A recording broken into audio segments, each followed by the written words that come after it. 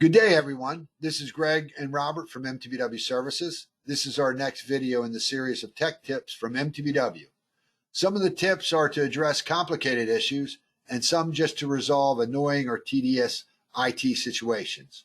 As always, please click the like, share, and subscribe buttons below if you find this video helpful. Today, we're going to cover an issue that falls under the annoying IT situation. You're in a situation where you and others have a shared Excel spreadsheet, and when you enter the spreadsheet, multiple rows are missing. With all the tabs of Excel, you forget where to go to display the entire rows. You can feel the smoke coming from your ears from the frustration in trying to resolve these situations. That's crazy. Yes, it is. Well, relax. We're going to walk you through the simple process because it is truly simple. Robert, run them through the process, please. No problem.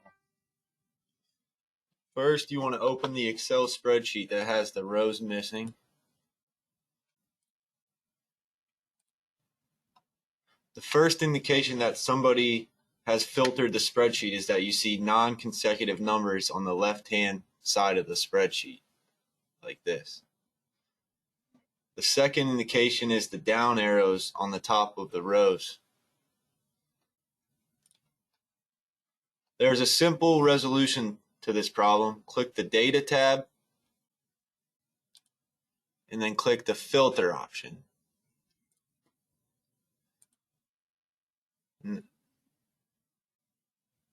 Now you can see all the rows. Like most solutions, this one is simple once you know how. I hope you found this tech tip helpful. Again, this was more of the annoying than the complicated, but it could be a time-consuming issue.